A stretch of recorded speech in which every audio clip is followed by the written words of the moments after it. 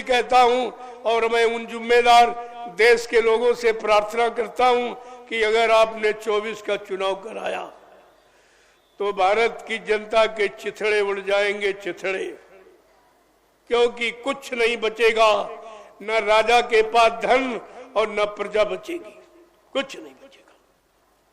इसलिए मेरी प्रार्थना स्वीकार कर लो और इस रोग से, भयंकर रोग, ये चुनाव जैसा भयंकर रोग जो महंगाई, गरीबी को जन्म देता है, बेरोजगारी को जन्म देता है, टैक्स लगाने के लिए मजबूर करता है, ऐसे रोग से भारत की जनता को ग्रसित मत करो, ये मेरी प्रार्थना स्वीकार कर लो।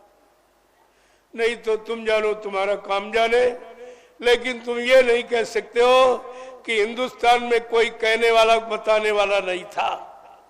मैं महात्मा विदुर की तरह से आपको पहले ही सचेत कर रहा हूं, मैं आलोचना नहीं कर रहा हूं, मैं तुम्हारे विकास को नहीं रोक रहा हूं, बल्कि विनाश को रोकने के लिए प्रार्थना जरूर कर रहा हूं कि इससे देश विनाश के कगार पर खड़ा हो जाएगा, कुछ नहीं बचेगा, ना ये जनता बचेगी, ना ये धन बचेगा, ना मान सम्मान बचेगा, ना तुम्हारा पद बचेगा, बचेगा कुछ नहीं। इतनी खराब स्थिति आने वाली है।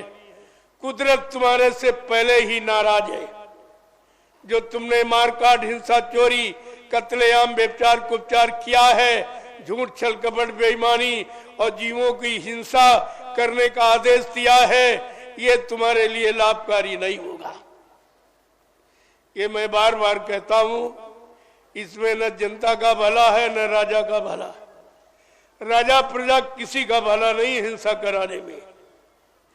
इसको आप मद्देनजर रखिए और अभी से इसको रोकवा दीजिए, तो आपके लिए, आपकी प्रजा के लिए अच्छा होगा। मुझे तो कुछ चाहिए नहीं, न मुझे राजा बनना है, न प्रधानमंत्री, मुख्यमंत्री बनना है। मुझे तो जीवों के लिए संदेश, इनको बुराई, परेशानी, दुख, तकलीफों, बीमारी, महामारियों से बचने के लिए समय की जानकारी देना है, मेरा काम है। मुझे कुछ नहीं चाहिए जो आप सोचते हो कि अपने लिए कुछ कह रहे हैं। मुझको एक पैसा भी किसी का नहीं चाहिए, मैं क्या करूंगा इसमें। ये धन दौलत से काम नहीं होगा, सामान से काम नहीं होगा, काम होगा व्यवस्था से, व्यवस्था से काम होगा। आज व्यवस्था बिगड़ गई है। इस व्यवस्था को ठीक करने का आधार केवल संत महापुरुषों की सीख, शिक्षा है, तालीम है। अगर उसको आप मान लो तो ये सब सुधर जाएगा, आपका मान हो जाएगा, सम्मान हो जाएगा, आपको सब कुछ मिल जाएगा। मुझको तो कुछ चाहिए नहीं। मैं तो आपके लिए ही कह रहा हूं कि आपको मान सम्मान चाहिए तो मिल जाएगा, आपको कुर्सी, पद, अधिकार चाहिए वो भी मिल जाएगा, लेकिन जिनसे मिल जाएगा उनकी सुख शांति के बारे में तो कुछ सोचो। उनको मुसीबत, आपत्ति में से बचाने के लिए कोई न कोई भूमिका जरूर तैयार करो। आगे का समय बहुत खराब है। वो कुदरत भी तुम्हारे से नाराज हो चुकी है। कुदरत को खुश करने का तुम्हारे पास कोई सामान नहीं है, वो तो महात्माओं के पास है, और वो खुश करके आपका काम बना देंगे और आपका राज आपको सौंप देंगे। उनको तो कुछ नहीं चाहिए। वो चाहिए के लिए नहीं कहते, वो तुम्हारे लिए कहते कि तुमको अगर चाहिए तो समय की बात को मान लो, इस अपनी जनता को खुशहाल कर दो, सुख शांति, न्याय, सुरक्षा, रोजी रोटी इसको दे दो, तो ये वोट और नोट लेके कहां जाएगा? तुम्ही को देगा। वोट नोट तो तुम्ही को मिलेगा। मैं तो वोट नोट मांगता नहीं, मुझको इसकी जरूरत नहीं है, क्योंकि ये महागंदगी है। मैं उस गंदगी में क्यों कूदूंगा, मुझे तो मालूम है। और तुमको चाहिए तो तुम ले लो, तुम ले लो, मैं कब मना करता हूं, लेकिन तौर तरीके से ऐसे नहीं। प्रेमियों, इसीलिए संत महापुरुषों ने सत्संग जारी किया, सत्य के संग के लिए ये अभियान चलाया है। सत्संग कोई गाना बजाना नहीं है। सत्य का संग आप कैसे करोगे, और सत्य से जो तुम अलग हो गए हो और झूठ को अपना संग साथी बना लिया, और झूठ हमेशा परेशानी, मुसीबत, आपत्तियों का कारण है, उससे बच जाओ। इसलिए महिमा समझो आप। इसलिए महापुरुषों ने स्पष्ट रूप से कहा है, ये सत्संग क्या है? ये तुम्हारी गंदगी को साफ करने का एक समय से दरिया बहाई गई। ये सत्संग है एक गुरु गंगा, नहाना हो तो चले आओ। ये सत्संग है गुरु दरिया, नहाना हो तो चले आओ। गंदगी पाप कर्मों की धुलाना हो तो चले आओ। गंदगी पाप कर्मों की धुलाना हो तो चले आओ। है सतगुरु ने दिया अवसर, समय से जाग सब जाओ।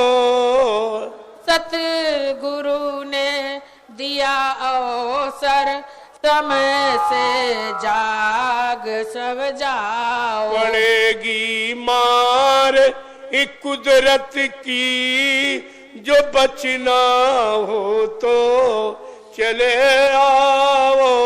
पड़ेगी मार कुदरत की, जो बचना हो तो चले आओ। ये सत्संग है ये गुरु गंगा, नहाना हो तो चले आओ। ये सत्संग है गुरु गंगा, नहाना हो तो चले आओ। गंदगी पाप कर्मों की धुलाना हो तो चले आओ। गंदगी पाप कर्मों की धुलाना हो तो चले आओ। छोड़ दो मांस मदिरा को, भला अपना जो तुम चाहो।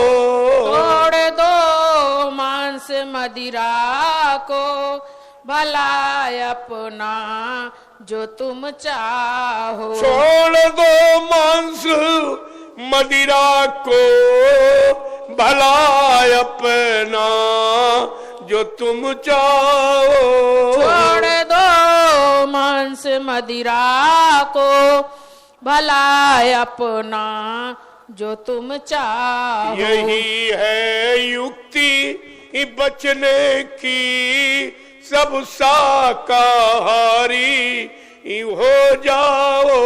यही है युक्ति बचने की, सब शाकाहारी हो जाओ। यही है युक्ति बचने की, तुम शाकाहारी बन जाओ। यही है युक्ति बचने की, सब शाकाहारी बन जाओ। ये कलयुग जा रहा देखो, और सतयुग आ रहा समझो। कलयुग जा रहा देखो, और सतयुग आ रहा समझो। इन दोनों की विषम टक्कर से बचना हो तो चले आओ। इन दोनों की विषम टक्कर से बचना हो तो चले आओ। ये सत्संग है एक गुरु दरिया, नहाना हो तो चले आओ। ये सत्संग है गुरु दरिया, नहाना हो तो चले आओ। गंदगी पाप कर्मों की धुलाना हो तो चले आओ। गंदगी पाप कर्मों की धुलाना हो तो चले आओ। प्रेम से बोलो जय गुरुदेव। जय गुरुदेव। नाम किसका? प्रभु का। प्रभु का प्यारा नाम। प्रेमियों, कल गणतंत्र दिवस, पूर्ण आजादी का दिन, लेकिन है नहीं, है तो पूर्ण बर्बादी, लेकिन मनाया जाता है। अब बेचारे जो नहीं जानते लकीर के फकीर हैं, वो अपनी लकीर पीट रहे हैं, बाकी मनाने का अधिकार नहीं रहा। सब एकदम गंदगी फैला दी, देश की आजादी का मतलब ही खत्म हो गया। वो आजादी दिवस का अर्थ ही समाप्त, क्योंकि जिन्होंने कुर्बानी दी थी वो तो शरीर से चले गए, जिन्होंने मेहनत की वो वही नहीं। उनकी मेहनत, परिश्रम, त्याग की महिमा यहां कोई करने वाला नहीं है, क्योंकि जाके पैर न गई बीमारी, सो का जाने पीर पराई। इनको अगर इन्होंने गुलामी देखी होती और गुलामी कैसे दूर की गई उसको देखा होता तो इनके अंदर या उसमें शामिल रहे होते, कुछ किया होता तो जरूर दर्द होता। जिसका लगता है उसको दर्द होता, चाहे तन लगे, चाहे धन लगे, चाहे समय लगे, चाहे पूंजी लगे, उसको दर्द होता है। इन बेचारों को क्या पता है कौन कुर्बानी क्या होती है, कुर्बानी किसने दी, वो कौन थे, उनके अंदर क्या भाव था देश के प्रति, तो इन तो सब भूल गए हैं। अब केवल उनकी कुर्बानी कहानी मात्र रह गई है, कहानियां सुनाते हैं, बस बाद में बात खत्म कर देते। करनी के बारे में कोई नहीं बताता, न करनी करने की कोई सलाह देता है और न कोई करनी करने के लिए तैयार है। ये सब चीजें हैं। लेकिन कल मैं राष्ट्र के हित में संदेश दूंगा कि राष्ट्र को किस संदेश की आवश्यकता है, राष्ट्र के रहने वाले लोगों को कैसे त्याग और परिश्रम यानी मतलब करने की जरूरत है। कल मैं राष्ट्र के हित में संदेश दूंगा तो दोनों तरफ भौतिक अध्यात्म मिला के, क्योंकि प्योर अगर कोई चर्चा प्योर की जाए मुख्यतः तो आप नहीं समझ में आपके आए। इसलिए मैं मिला जुला के ही कहता हूं, कुछ भौतिक कुछ आध्यात्मिक दोनों को मिलाकर, यद्यप मेरा इशारा अध्यात्म की तरफ ही है, अध्यात्म ही मैं चाहता हूं, अध्यात्म हमारी सबकी मांग है और अध्यात्म लाने की हमारी पूर्ण योजना है, दूसरा काम नहीं है। लेकिन चूंकि अभी अध्यात्म से भारत की जनता बहुत दूर बैठी है, वो तो भौतिक का भी सुख नहीं पा रही जिसमें बंदी बेचारी है। इसलिए मैं मिश्रित संदेश दूंगा, भौतिक का भी और अध्यात्म का भी। इसलिए समाज हित और राष्ट्र हित में और मानव हित में मैं सबके हित में कल संदेश दूंगा। उसके सुनने के लिए आप तैयार होकर थोड़ा जल्दी आए। कल मैं थोड़ा जल्दी मंच पर होऊंगा, क्योंकि दोनों तरफ का संदेश देना। जब आप इसको सुनोगे तब तुम्हारी समझ में आएगा वास्तव में राष्ट्रभक्त कौन है। इस समय राष्ट्रीय संपत्ति, राष्ट्रीय धन और राष्ट्रीय संसाधनों का दुरुपयोग करने वाला कभी राष्ट्रभक्त हो ही नहीं सकता। वो राष्ट्रभक्त नहीं होगा। वो जबरदस्ती अपने पद कुर्सी का अधिकार करके भले कहे, लेकिन आगे आने वाला समय उसका साथ नहीं देगा। आगे आने वाले समय में वो अपने को राष्ट्रभक्त सिद्ध नहीं कर पाएंगे, क्योंकि मैं इनके सारे काले कारनामों को पेश कर दूंगा। जितने भी काले कारनामे तो भारत की जनता को दुख तकलीफ देने वाले, मुसीबत आपत्ति के घेरे में रखने वाले, जब इनकी जानकारी दे दूंगा तो ये सब समझ जाएंगे। जब जाग जाएंगे तो अपने अपने 1 रुपए पैसे की ये तुमसे सब निकाल लेंगे, 1-1 रुपया अपना वसूल कर लेंगे। तुम ऐसा मत समझो कि जगाने वाला कोई नहीं रहा या कोई जगा ही नहीं सकता है। ये बीज कभी निर्बीज नहीं हुआ, जगाने वाला हमेशा रहा और वो जगाएगा, अपना काम करके तुमको दिखाएगा और उस समय पर तुमको भी मजबूर कर देगा, लेकिन सजा माफ नहीं होगी आपको। वो रविदास जी ने पहले ही कह दिया, उन्होंने अपनी ज्ञान पोथी में स्पष्ट ये भविष्यवाणी की लिखी है। आज के सैकड़ों साल पहले संत रविदास जी मीराबाई के गुरु थे।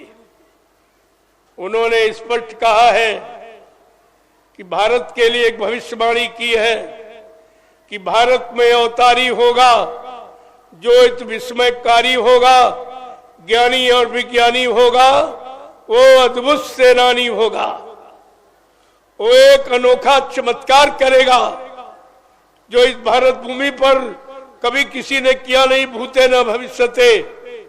क्या करेगा, क्या लिखा रविदास जी ने? रविदास जी ने कहा है वो जीते जी कई बार मरेगा और छंदम भेष में वो विचरेगा। देश बचाने के लिए होगा एक आवाहन, युग परिवर्तन के लिए चले प्रबल तूफान, तीनों ओर से होगा हमला, देश के अंदर द्रोही घपला, सभी तरफ कोहराम मचेगा, कैसे हिंदुस्तान बचेगा। जय गुरुदेव। आज वो स्थिति आपके सामने बनने जा रही कि हिंदुस्तान को कौन बचाएगा, बचाने वाला वो कौन होगा। वो समय का महापुरुष महाशक्ति कहलाएगा जो हिंदुस्तान को बचा लेगा, विश्व युद्ध से बचा लेगा। विश्व युद्ध की स्थिति बन रही, सब बनाने में सबका सहयोग है, लेकिन इसको रोकेगा कौन? वो रोकने वाला वो महापुरुष महाशक्ति समय की वो भारत देश में मौजूद है। वो सब काम करके दिखाएगी, वो दिखाएगी, ऐसा नहीं है। रविदास जी कह रहे हैं, किसने भारत मां सताई। आज जो झूठी जय जयकार भारत माता की कर रहे हैं, उसी भारत माता पर खुला अत्याचार कर रहे हैं। जीवों की हिंसा हत्या निर्मम जो निर्दोष उनकी की जा रही है, और मतलब यानी भारत की जनता पर ये टैक्स लगाए जा रहे हैं, महंगाई बढ़ाई जा रही, नौजवान पढ़े लिखे बच्चों को बेरोजगार किया जा रहा है। जिस देश में युवा शक्ति का दुरुपयोग होगा वो देश भविष्य में कभी उन्नति नहीं कर सकता, कभी उन्नति नहीं, क्योंकि काम करने की उम्र होती है और नौजवान जवानी में सारे काम आप पूरे करने की इच्छा रखते हो, तो देश का काम क्या बुढ़ापे में होगा? क्या इन बुड्ढों से 60 साल 70 साल के जो गद्दी पर बैठे, क्या इनके द्वारा होगा? अरे जब 60 साल में आपने एक बुद्धि का पैमाना बना दिया कि 60 साल में बुद्धि विकासशील कार्य करने योग्य नहीं रहेगी, इसलिए आप रिटायर करते हो, अवकाश प्रदान करते हो कि नहीं भाई अब आप की बुद्धि विकासशील कार्य नहीं करेगी, लिहाजा आप आराम करिए। अब ईश्वर भजन चिंतन के लिए आपके पास समय, वो काम करिए।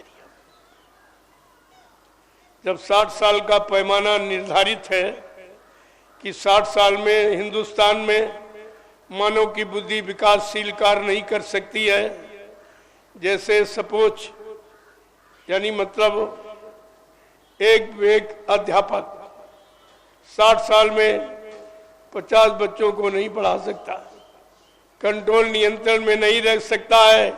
ये तुम्हारा जिम्मेवार लोगों ने बुद्धि का पैमाना बनाया और उस शिक्षक अध्यापक को 60 साल में रिटायरमेंट कर देते हैं समझकर अब ये विकासशील कार्य नहीं करेगा। तो ये भारत देश को चलाने वाले ये 60-70 साल के, चाहे वो मतलब यानी प्रधानमंत्री हो, चाहे मुख्यमंत्री हो, चाहे राज्यपाल हो, कोई भी हो, संसद विधायक, अगर जानते हो आपने पैमाना बनाया है, आप उस पैमाने की मर्यादा रखो और 60 साल में सभी लोग रिटायरमेंट ले लो तो आपका नियम कानून सच्चा माना जाएगा। नहीं, ये भारत की जनता धीरे धीरे जगा दी जाएगी और आपके सारे सिद्धांतों का खुलासा हो जाएगा। तब आपकी समझ में आ जाएगा जो औजार तुमने बनाया तुम ही पर चल गया है। इस पर आपको विचार करना चाहिए।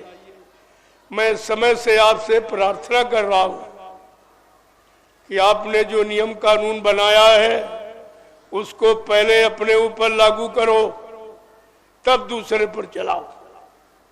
नहीं, ये भारत की जनता जब जब जागी तो अंग्रेज बहादुर थे, न्याय करते थे, लेकिन 12 बजे रात को उनको देश छोड़ के भागना पड़ा।